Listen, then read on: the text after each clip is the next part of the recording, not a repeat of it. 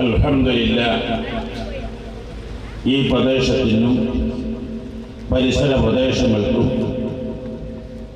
ആത്മീയ പ്രഭ വിതറുന്ന ഒരനുഗ്രഹീത സ്ഥാപനം മഹാനായ ഇന്ത്യൻ ഖാൻ മുഫ്തി സുൽത്താൻ മക്കാന്തപുരം ഉസ്താദ് ഹഫിളഹുല്ലാഹ് നാമകരണം ചെയ്ത് ഉദ്ഘാടനം ചെയ്ത് പ്രഖ്യാപിച്ച സ്ഥാപനം മസ്ജിദുൽ ഹുദ.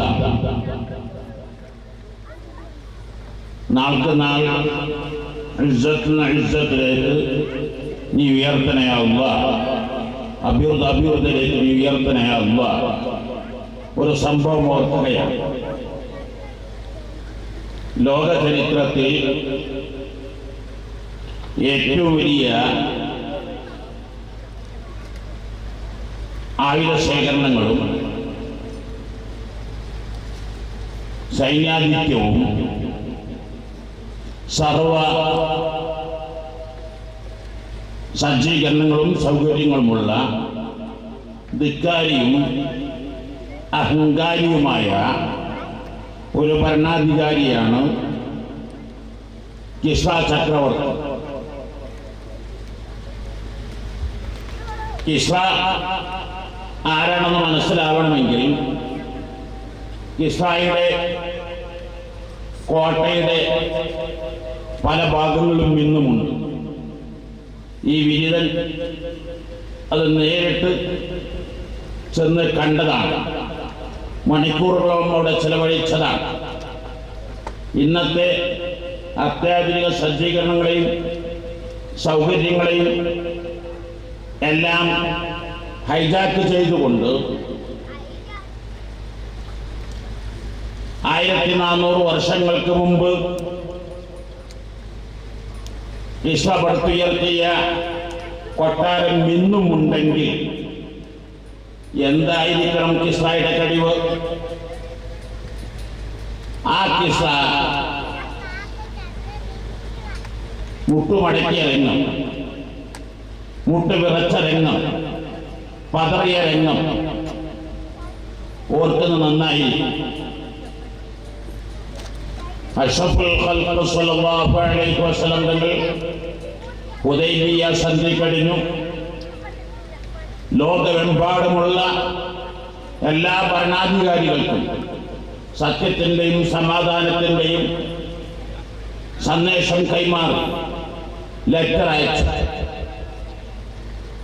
ഒമാൻ രാജാവ്, ബഹ്റൈൻ രാജാവ് പോലുള്ളവരൊക്കെ സസന്തോഷം അത് സ്വീകരിച്ചു. റോം ചക്രവർത്തി ഇറക്കല് കത്ത് ചർച്ചയ്ക്ക് വെച്ചു. മിസ്ർ മുഖൗഖിസ് രാജാവ് പ്രതിപക്ഷ ബഹുമാനങ്ങളോടുകൂടെ കുറെ ഗിഫ്റ്റുകൾ നൽകി പരിഗണിച്ചു.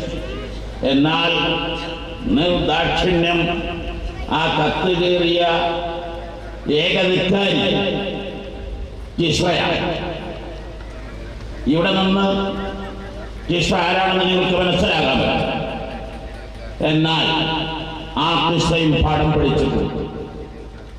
ആ കിസ്രയും പതറിയിട്ടുണ്ട്. എങ്ങനെയാണ് പതറിയത്? കിസ്ര നേരത്തെ മനസ്സിലായി.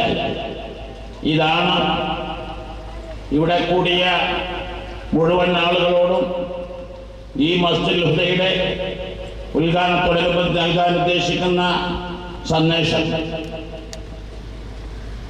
മദീനത്ത് ഇസ്ലാമിക് റിപ്പബ്ലിക്കിന്റെ ഹെഡായ വാർത്ത കിസ്ര ചക്രവർത്തി അറിഞ്ഞപ്പോൾ അടിയന്തരമായി പാർലമെന്റ് വിളിപ്പിച്ചു. പാർലമെന്റ് അംഗങ്ങളോട് പറഞ്ഞ വാക്ക് അക്കൽ ഉമറുത്തബിദി. ഉമർ എന്നാൽ മദീനത്തെ ഇസ്ലാമിക് റിപ്പബ്ലിക്കിന്റെ ഭരണാധികാരിയായ അമീറുൽ മുഅ്മിനീൻ ഉമർ ഇബ്നുൽ ഖത്താബ് റളിയല്ലാഹു അൻഹു എന്റെ കരള് തിന്നു, എന്റെ ലിവർ, എന്റെ കരള് തിന്നു. പാർലമെന്റ് അംഗങ്ങൾ ചോദിച്ചു, അങ്ങക്ക് എന്തു പറ്റി? അങ്ങയുടെ ആയുധ ശേഖരത്തിന്റെ ഒരു ശിഖരം അവിടെ ഉണ്ടോ? അങ്ങയുടെ സൈന്യത്തിൻ്റെ ഒരംശം അവിടെയുണ്ട്. അങ്ങയുടെ പേരും പ്രശസ്തിയും പ്രൗഢിയും പ്രതാപവും അവിടുത്തെ നേട്ടങ്ങളും ഗുണങ്ങളും വിശേഷങ്ങളും ആരെയും പറഞ്ഞറിയിക്കേണ്ടതില്ലല്ലോ. അപ്പോ ഇസ്രാ പറഞ്ഞത് അല്ല അല്ല, ഇതിനേക്കാളൊക്കെ വലുതായി ഒന്ന് അവിടെയുണ്ട്. എന്റെ ആയുധത്തേക്കാൾ വലിയ ആയുധമുണ്ടെന്നല്ല പറഞ്ഞത്, എന്റെ സൈന്യത്തേക്കാൾ വലിയ സൈന്യം എന്നല്ല, മറിച്ച് ഇതിലൊക്കെ ഹൈജാക്ക് ചെയ്യാൻ പറ്റുന്ന രണ്ട് കാര്യം അവിടെ ഉണ്ട്. എന്താണ്? എല്ലാം ഉമറു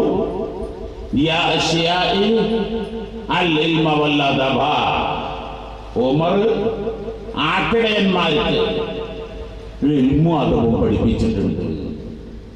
ഇത് രണ്ടുണ്ടായാൽ വേറൊന്നും വേണ്ട. എല്ലാറ്റിനും ഹൈജാക്ക് ചെയ്യാൻ സാധിക്കുമെന്ന കാര്യം തീർച്ചയാണ്. അഷ്റഫുൽ ഖൽഖ് സ്വല്ലല്ലാഹു അലൈഹി വസല്ലം വഫാത്താകുന്നത് ഹിജ്റ 10-ലാണ്. അമീറുൽ അബൂബക്കർ സിദ്ദീഖ് റളിയല്ലാഹു അൻഹു 2 കൊല്ലവും 8 മാസവുമാണ് ഭരണമേറ്റെടുക്കുന്നത്. ഹിജ്റ 13-ലാണ് അമീറുൽ മുഅ്മിനീൻ ഉമർ ബിൻ ഖത്താബ് റളിയല്ലാഹു ഇസ്ലാമിക് റിപ്പബ്ലിക്കിന്റെ ഹെഡാക്കുന്നത്. 2 കൊല്ലം കൊണ്ട് അമീറുൽ മുഅ്മിനീൻ ഉമർ ബിൻ ഖത്താബ് റളിയല്ലാഹു അൻഹു ഇസ്ര പേർഷ്യ പിടിച്ചടക്കി. എങ്ങനെയാ പിടിച്ചടക്കിയത്? ഇസ്രായേലിലെ സൈന്യത്തെ ഹൈജാക്ക് ചെയ്തത്. ഇതാണ് ഈ 2 വസ്തുക്കൾ ഇൽമ്. അത് മുമ്പൊരു ഉമ്മാമ ഹജ്ജിന് പോകാൻ തീരുമാനിച്ചു.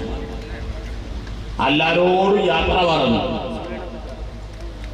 എല്ലാ സജ്ജീകരണങ്ങളും ഒരുക്കി. ഇഹ്റാമുള്ള വസ്ത്രങ്ങളുണ്ട്, പെട്ടുണ്ട്, അച്ചാറുണ്ട്, വാമ്പിച്ച വലിയ ലഗേജ്. അപ്പോ ഉമ്മ ചോദിച്ചു, ചോദിച്ചു, മാമ എല്ലോ ആയ? എല്ലോ ആയില്ലേ? 2 കൂടി ബാക്കി വന്നു. എന്താ മാമ? അത് പാസ്പോർട്ടും ആയിട്ടില്ല, വിസി ആയിട്ടില്ല. പാസ്പോർട്ടും വിസി ഇല്ലാതെ പിന്നെ എന്തുണ്ടായിട്ട് എന്താ കാര്യം? അതേ സ്ഥാനത്ത് പാസ്പോർട്ടും വിസ ഉണ്ടായാൽ ബാക്കിയുള്ള ഒക്കെ ആയിക്കോളും. ഇൽമും അതും ഉണ്ടായാൽ. ഇതിനാണ് ഇവിടെ പ്രിയപ്പെട്ട തങ്ങൾ മസ്ജിദുൽ ഹുദ, മിഷ്കാത്തുൽ മസാബിഹ് തുടക്കം കുറിച്ചത്. ഇത് നിങ്ങളെല്ലാവരും, നിങ്ങളുടെ മക്കളെ, തങ്ങൾ നേരത്തെ പറഞ്ഞല്ലോ, മക്കളെ ആലിമീങ്ങളാക്കുക. നേരത്തെ തന്നെ സലാം ഹാജി പറഞ്ഞു, അങ്ങകലെ മലപ്പുറത്ത് ഇവിടെ വന്നത്, ഈ ഇരിക്കുന്നവരിൽ ധാരാളം ഖതീബുമാർ ഇവിടെ വന്നത്, ഈ ഇരിക്കുന്ന വളരെ പ്രഗത്ഭരായ ഉന്നതരായ ഉസ്താദുമാർ, എല്ലാവർക്കും നീ ഖൈറു ബർക്കത്ത് നൽകണേ അല്ലാഹ്, ഇസ്സത്ത് നൽകണേ അല്ലാഹ്, സലാമത്ത് നൽകണേ അല്ലാഹ്. തങ്ങൾക്ക് ഇതിൻ്റെ കൂടെ നിൽക്കുന്ന മുഴുവൻ ആളുകളും സലീം ഹാജി ഖൈറു ബർക്കത്ത് നൽകണേ അല്ലാഹ്, സുലൈമാൻ ഹാജി ഖൈറു ബർക്കത്ത് നൽകണേ അല്ലാഹ്, ഹനീഫ അങ്ങനെ തുടങ്ങി, ഷെയ്ഖുപ്പ അങ്ങനെ തുടങ്ങി, അവരുടെ നേതൃത്വ ഉസ്താദുമാർ, അവരുടെ മാർഗദർശികൾ, ഭാര്യയുടെ തങ്ങളെ നേരെ വല്യപ്പ ക്ഷീണം തളർച്ച നീ മാറ്റി കൊടുക്കണേ അല്ലാഹ്. എല്ലാവരും അൽഹംദുലില്ലാഹ് സ്വാഗതം ആശംസിച്ച ഈ സ്ഥാപനത്തിലെ മുദ്രിസായ ഹമ്മാദ് അതേ തങ്ങൾ, റിയാൽ മുസ്തഫ മൻഷൽ കോയമത്തങ്ങളുടെ ബന്ധു കൂടിയാണ്. അങ്ങനെ ഇവിടെ ഉസ്താദുമാര് ആബിദ് സഖാഫി, ഉബൈൽ സഖാഫി, അതുപോലെ തന്നെ ആദ്യത്തെ ഉസ്താദ് പേരെന്താ, അബ്ദുൽ ഹമീദ് ഉസ്താദ് തുടങ്ങി, പ്രത്യേകിച്ച് ഇവിടുത്തെ വിമൻസ് കോളേജ്, അങ്ങനെ തുടങ്ങിയ മുഴുവൻ സ്ഥാപനങ്ങളെ ഈ സദസ്സിലിരിക്കുന്ന മുഴുവൻ മുഅ്മിനീങ്ങളും മുഅ്മിനാത്തുകളും തീർച്ചയായും ഈ കൂട്ടായ്മ, ഈ സംരംഭം വലിയ സംരംഭമാണ്. 1997 ജൂൺ 6 മഅ്ദിൻ തുടങ്ങുമ്പോൾ എന്താ മഅ്ദിന്റെ കൈവശമുള്ളത്? നേരത്തെ പ്രസംഗത്തിൽ അവരുടെ പേരെന്ത്? ഇബ്രാഹിം സാഹിബല്ലേ? ഇബ്രാഹിം യാദഗാർ, മാഷാ അല്ലാഹ് പറഞ്ഞല്ലോ. 1997 ജൂൺ 6 തുടങ്ങുമ്പോൾ ബിഗ് സീറോ ആണ്. 1 സെന്റ് ഭൂമി സ്വന്തമാക്കില്ല. 1 രൂപ ബാങ്ക് ബാലൻസ് എന്നല്ല, ബാങ്ക് അക്കൗണ്ട് പോലും ഇല്ല.